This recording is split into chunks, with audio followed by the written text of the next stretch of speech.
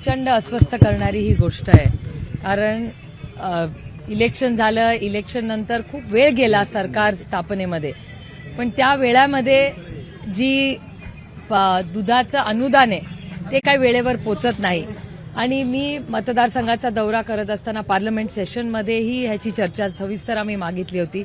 बगरे सरांनी कांद्याच्या भावाबद्दल, निलेश लंकेंनी दुधाच्या भावाबद्दल असे सातत्याने हे प्रश्न हे राष्ट्रवादी काँग्रेस पक्षाच्या सगळ्याच खासदारांनी आणि महाविकास आघाडीने संसदेत चर्चेला मागितले. त्यानंतर आम्ही शेती मंत्र्यांना केंद्रात भेटलो, वाणिज्य मंत्र्यांना पियुष गोयलांना भेटलो आणि आमची सातत्याने भूमिका आहे की तुमच्या सरकारने इलेक्शनमध्ये जो शब्द दिला होता तो पाळा, एवढीच आमची अपेक्षा आहे. पण ते काही होताना दिसत नाही. आणि जेव्हा मी बारामती लोकसभा मतदारसंघाचा पार्लमेंटच्या सेशन नंतर गेले, सेशन 22ला संपलं, त्याच्यानंतर जेव्हा मी दौऱ्याला फिरले तेव्हा एकच गोष्ट सातत्याने सगळ्या शेतकऱ्यांकडून येते की आम्हाला हमी भाव हा मिळालाच पाहिजे, दुधाला भाव वाढवून पाहिजे, अनुदान वेळेवर येत नाही आणि अनुदान द्यायच्या ऐवजी आमची भाव वाढ 40 रुपये लिटर हे महाराष्ट्र सरकारने द्यावी शेतकऱ्याला, अशी शेतकऱ्यांची मागणी आहे. म्हणून पहिला टप्पा म्हणून मी पहिलं पत्र लिहिलं महाराष्ट्र सरकारला की महाराष्ट्र सरकारने याचा गांभीर्याने विचार करावा. पण मला ना सरकारकडून काही उत्तर आलं किंवा काहीच नाही. मग पुन्हा एकदा आम्ही सरकारला कॉन्टॅक्ट करायचा प्रयत्न केला, सरकारकडून काहीच मला त्यांनी त्याची नोंदच घेतली नाही. म्हणून नैराश्याने खरं तर, कारण खूप वेळा आमची सहकार्याची भूमिका होती की सरकारशी चर्चा करून मार्ग काढावा, पण सरकारमध्ये चर्चा करायला कोणीच आम्हाला म्हणजे आम्ही अनेक वेळा प्रयत्न करून नक्की कोण सरकारमध्ये आहे आणि फक्त देवेंद्रजीच दिसतात ऍक्शन मोडमध्ये आणि त्यात तेही कोल्हापूर, गडचिरोली या कामात व्यस्त असल्यामुळे शेवटी नाईलाजाने आम्हाला हा शांततेने हे आंदोलन करायची वेळ या सरकारने या राज्यातल्या शेतकऱ्यांवर आणलेली आहे. आणि आम्ही शांततेच्या मार्गाने जोपर्यंत शेतकऱ्यांना न्याय मिळत नाही आम्ही स्वस्थ बसणार नाही. दूध पावडरचे दर कोसळले की दुधाचे दर कमी होतात, यालाच खाजगी संस्था जबाबदार वाटत नाही. खाजगी आणि याचा विषयच नाही, सरकारने याची नैतिक जबाबदारी, शेती हा विषय अतिशय गंभीर्याने घेतला पाहिजे. सरकारने सोयाबीन, कपास, दूध या सगळ्यांना भाव देऊ असा शब्द दिला होता आणि इलेक्शनमध्ये सरसकट कर्ज माफी करू असाही शब्द या सरकारने दिला होता. आता एवढा मोठा विश्वास या राज्यांनी त्यांच्यावर दाखवला, एवढं मोठं मतदान त्यांना मिळालेलं आहे आणि एवढं मोठा त्यांना सत्ता मिळाल्यानंतर आमची एवढीच अपेक्षा आहे की या सरकारने शेतकऱ्यांना न्याय द्यावा. गेल्या 20-25 दिवसापासून जे संतोष, एक मिनिट, हा सगळा विषय झाला असेल तर पुढचा व्ह्यू. संतोष देशमुख जे हत्याकांड झालं होतं, संपूर्ण राज्यातून धनंजय मुंडे यांच्या राजीनाम्याची मागणी होती, परंतु अजून त्यावर सखोल असा निर्णय होत नाही. हो, खरं आहे. मी काल सुरेश धसांचंही स्टेटमेंट तुमच्याच चॅनलवर पाहिलं. अनेक लोक म्हणजे सुरेश धसांनी त्यांच्या स्टेटमेंटमध्ये आणि अनेक लोकांच्या स्टेटमेंट, साळुंखेजींचंही स्टेटमेंट तसं आलेलं आहे, ते मी तुमच्याच सगळ्यांच्या चॅनलवर पाहिलेलं आहे की राजीनामा द्यावी अशी त्यांची भावना आहे. मी ह्याच्यावर आधीही बोललेले. मला असं वाटतं सरकारने संवेदनशीलपणे या सगळ्याचा विचार करावा. मला अजूनही तो दिवस आठवतोय जेव्हा अशोक चव्हाणांवर आरोप झाले, नैतिकता बघून काँग्रेस पक्षाने आणि अशोक चव्हाणांनी तेव्हा राजीनामा दिला होता. त्यामुळे आता सरकारला ठरवायचंय की त्यांनी काय करावं. पण तुमच्या सगळ्या चॅनल्सवर गेले 28 दिवस रोज हेडलाईन येते आणि ही भावना आणि त्या कुटुंबाचे अश्रू, त्या मुलीचं भाषण आणि अश्रू बघून अस्वस्थ खरं वाटतं की ह्या सरकारने थोडासा संवेदनशीलपणा दाखवावा. त्याच्यात मुख्यमंत्र्यांचंही काल स्टेटमेंट आलंय की आम्ही कुणालाही सोडणार नाही, कारण का तिथे म्हणजे पोलिसांनी ज्या पद्धतीने जी भाषा बजरंग अप्पाबद्दल मागली किंवा अंजली दमानिया ज्या गोष्टी बोलतायत, सुरेश धस ज्या गोष्टी बोलतायत, या प्रचंड अस्वस्थ करणाऱ्या आहेत. आणि असं चालणार कसं? माझं म्हणणं आहे कुठल्याही गोष्टींमध्ये काही विषय असे आहेत ज्याच्यात राजकारण बाजूला ठेवूनच माणुसकी आहे का नाही या राज्यात. हा जर छत्रपतींचा महाराष्ट्र आहे, शाहू फुले आंबेडकरांचा महाराष्ट्र आहे, तर ह्याच्यामध्ये न्याय हा त्या कुटुंबाला मिळालाच पाहिजे माणुसकीच्या नात्याने. ह्याच्यात मला एकच गोष्ट म्हणजे एवढी दुर्दैवी घटना झाली, पण याचं आशेचं किरण एकच आहे की सगळा महाराष्ट्रातला नाही भारताचा मीडिया ही स्टोरी आता ट्रॅक करत आहे आणि त्याचबरोबर सगळ्या पक्षाचे मन आणि मतभेद बाजूला ठेवून सगळ्या पक्षाचे लोक माणुसकीच्या नात्याने एकत्र आलेत. हे एक आशेचं किरण आहे की महाराष्ट्र अजूनही सुसंस्कृत आहे. आता निर्णय काय घेतात हे माननीय मुख्यमंत्री आणि त्यांच्या मित्रपक्षांनी ठरवायचं. ताई, गेल्या अनेक दिवसापासून धनंजय मुंडेंच्या राजीनाम्याची मागणी होती. तुम्ही देखील नैतिकतेच्या आधारावरती राजीनामा द्यावा असं मागताय. नेमकी काय मजबुरी असू शकते असं तुम्हाला वाटतंय? की मी कुणाचंच काही मागितलेलं नाही. मी एवढंच म्हणते, मी नैतिकतेने निर्णय घ्यावा असं म्हणते मी, आणि त्यांच्याच पक्षाचे आणि मित्र पक्षाचे, म्हणजे आज जे सत्तेमध्ये आहेत त्यांचे मित्र पक्ष आणि त्यांच्या पक्षातले म्हणजे भारतीय जनता पक्ष, अजित पवार राष्ट्रवादी काँग्रेस पक्ष आणि शिवसेना शिंदे साहेबांची, या सगळ्याच्या ह्या पक्षाचे म्हणजे जे सत्तेमध्ये आहेत आणि विरोधक आहेत. मला असं वाटतं ही एक घटना आहे ज्याच्यात कुणालाही राजकारण नकोय. ह्याच्यात माणुसकीच्या नात्याने निर्णय झाला पाहिजे, एवढीच. मग परभणी आणि बीडच्या घटनेमध्ये कोणीही राजकारण करू नये. तो निर्णय माणुसकीच्या नात्याने व्हावा, एवढीच अपेक्षा महाराष्ट्राच्या मायबाप जनतेची आहे. आणि त्या जनतेत तुम्ही आहात, मी हे, आपण सगळेच आहोत. एक जणाला ताब्यात घेतलं, त्याच्याकडे 2 पिस्टल आणि 28 जिवंत काढतोते त्याच्याकडून हस्तगत करण्यात आली. तो भाजपचा पदाधिकारी असल्याचं त्या ठिकाणी समोर आलं. मला क्राईम बद्दल तुमच्याच सगळ्या चॅनल्सवर गेल्या महिन्याभरात प्रचंड गोष्टी रोज येत आहेत.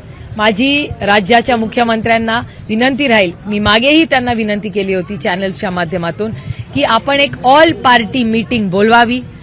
जरी तुम्हाला एवढं यश आलं असलं त्याला शुभेच्छा आहेत आमच्या, पण एवढं यश आल्यानंतर, एवढी मोठी सत्ता आल्यानंतर महाराष्ट्रात क्राईम का कमी होत नाही याची एक चिंता आणि काळजी आम्हाला सगळ्यांना वाटते. आणि याची चर्चा एक सशक्त लोकशाहीमध्ये आपल्या सगळ्या पक्षाच्या लोकांना बोलून ही झाली पाहिजे, ही आमची मागणी आहे. मतभेद विसरून पुन्हा 2 पवार कुटुंबीय एकत्र होणार का?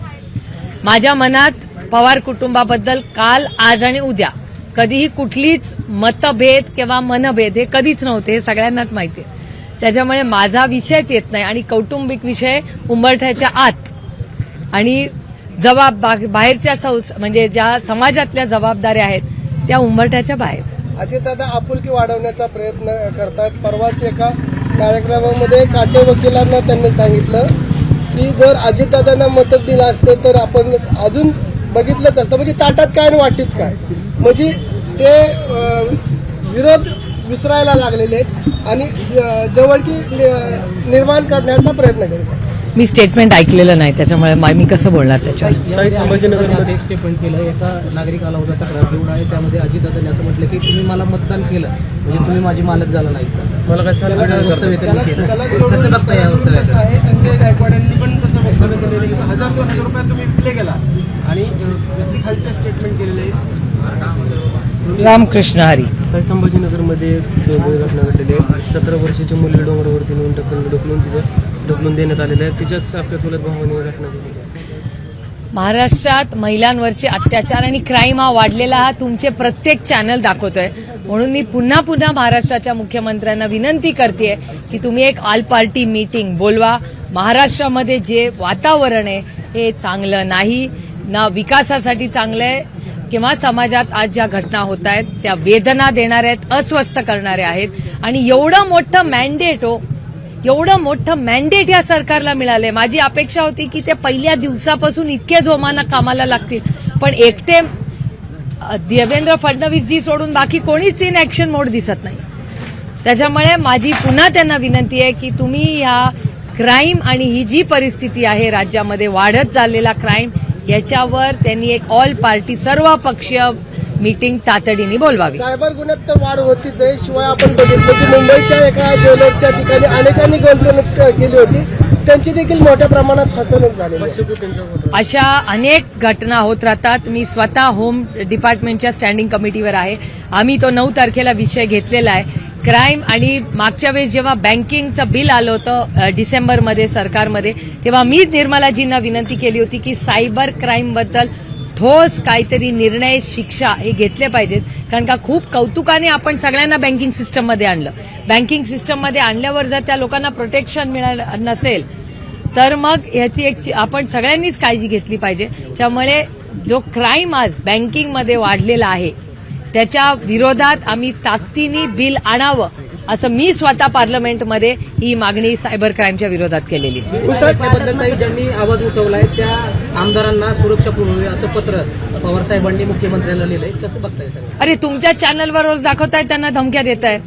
जो त्या बीड आणि परभणीच्या घटनेच्या विरोधात जे जे आंदोलन करता आहेत किंवा मन मोकळेपणे बोलतायत सगळ्याच पक्षाचे लोक, त्यांना सगळ्यांनाच धमक्यांचे फोन येत आहेत. हे तुमच्याच चॅनलवर आम्ही पाहिलं. त्यामुळे अर्थातच आदरणीय पवार साहेबांनी नैतिक जबाबदारी म्हणून मुख्यमंत्र्यांना पत्र लिहिलं आणि त्याच्यात सगळ्याच पक्षाच्या लोकांची नावं आहेत की प्रत्येकाला सुरक्षा देणं हे कुठल्याही सरकारची जबाबदारी नाहीये का मला शेतकऱ्यांचा सांगा. ऊस तुटून गेलेला आहे, परंतु अद्याप त्याला पहिली ऍडव्हान्स रक्कम दिली जात नाही. 50 दिवस FRP याच्यासाठीच तर आमची लढाई चालली आहे. दूध असेल, कपास असेल, ऊस असेल, सोयाबीन असेल, कांदा असेल, याच्यासाठीच तर आमची लढाई चालली. आम्ही शेतकऱ्यांसाठीच तर लढतोय आज.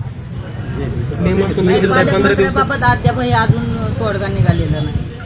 मी तुम्हाला खरं सांगू, मी गेले 7 दशकं आपला आदरणीय पवारसाहेब 1 नाही 4 वेळा तुमच्या सगळ्यांच्या आशीर्वादाने राज्याचे मुख्यमंत्री झाले. अनेक वर्ष मी सत्ता फार जवळून पाहिली आहे. पण हे पालकमंत्र्याचं इतकं म्हणजे पहिलं तिकीट, त्याच्यानंतर कॅबिनेट, त्याच्यानंतर डिपार्टमेंट, पालकमंत्री, असं पालक म्हणजे काय? पालक म्हणजे आई वडील हो. त्याच्यासाठी रस्सीखेच मला समजतच नाहीये की हे पालकमंत्री पदासाठी हे एवढं काय, म्हणजे असं काय आहे त्या पालकमंत्री पदामध्ये की त्याच्यात म्हणजे ही सेवा नाही आहे. आणि मोदीजीच म्हणतात ना मी प्रधान सेवक आहे. तर ही सगळी जी जबाबदारी आहे सेवा करण्यासाठी आहे. हे संस्कार कैलासवासी यशवंतराव चव्हाणांनी आमच्यावर केले. आदरणीय पवार साहेब असतील, चव्हाण साहेब असतील, कैलासवासी वसंतदादा पाटील असतील, विलासराव देशमुख, या राज्यात किती मुख्यमंत्री आणि मोठे नेते येऊन गेले. या प्रत्येकाने सेवाभावी वृत्तीनेच काम केलेलं ना. त्यामुळे हे पालकमंत्र्याची इतकी चर्चा आम्ही खरंच कधी कानावर कधी ऐकलीच नाही हो, ना वर्तमानपत्रात वाचली. हे पहिल्यांदाच एवढं ही जी रस्सीखेच हा शब्द माझा नाही, हा चॅनलवाल्यांचाच आहे. त्यामुळे काय याच्यात गुड आहे हे मला नाही माहिती बाबा. बीडच्या घटनेच्या निषेधार्थ परभणी येथे मोर्चा काढण्यात आला. या मोर्चामध्ये सर्व पक्षीय नेते सहभागी झाले होते. यामध्ये जरांगे पाटलांनी धनंजय मुंडेंचं नाव घेऊन आम्ही त्यांना घरात घुसून मारू अशी त्या ठिकाणी वक्तव्य केलं. अनेक ठिकाणी त्यांच्यावरती दखलपात्र गुन्हे दाखल झाले. कसं बघताय सगळ्यांनी? नाही, मला असं वाटतं भावना ह्या प्रत्येकाच्या असतात. भावनाची मक्तेदारी काही एकाच बाजूची नाहीये. पण मला असं वाटतं की ज्या पद्धतीने ती क्रूर घटना झालेली, मग बीड असेल किंवा परभणी असेल, ही प्रचंड अस्वस्थ आणि संताप देणारी आहे. आणि जर 28 दिवस तुम्हीच कव्हर रोज करताय ना, रोज नवीन नवीन गोष्टी बाहेर येत आहेत. हे जर 15-20 दिवसात विषय आणि न्याय देशमुख कुटुंबाला मिळाला असता तर ही घटना इथपर्यंत पोचलीच नसती. त्याच्यामुळे दुर्दैव आहे की असंवेदनशीलपणे महाराष्ट्र सरकार न्याय का देत नाहीये. ना बीडच्या घटनेत न्याय मिळतोय, ना परभणीला न्याय मिळतोय. गेल्या अनेक दिवसापासून मुंडेंच्या राजीनाम्याची मागणी होती. खरं तर नेमकी काय सरकारची मजबुरी असू शकते की त्याच्यामुळे राजीनामा घेतला नाही असं तुम्हाला वाटतं? मला कसं वाटेल, मला कसं काय माहिती असेल याचं उत्तर महाराष्ट्राच्या माननीय मुख्यमंत्र्यांनी दिलं पाहिजे. कारण का त्यांच्या मंत्रिमंडळातले ते मंत्री आहेत ना.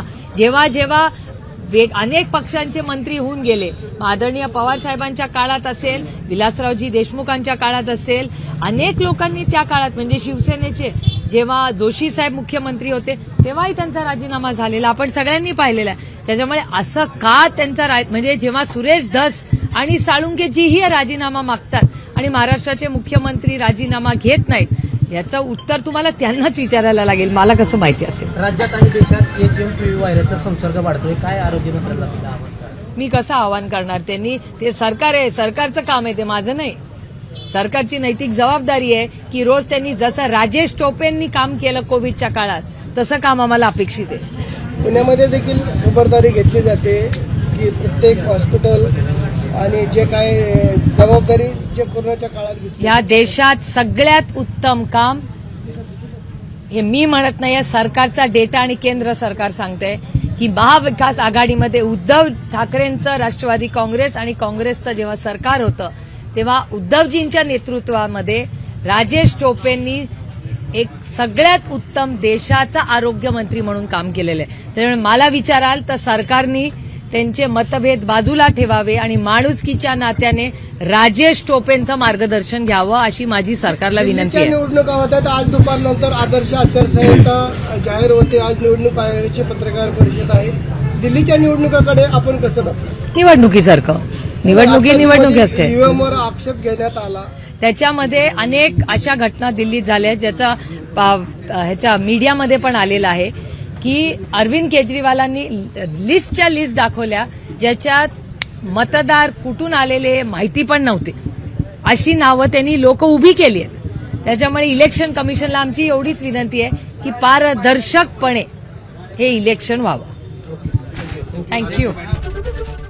एबीपी माझा, उघडा डोळे बघा नीट.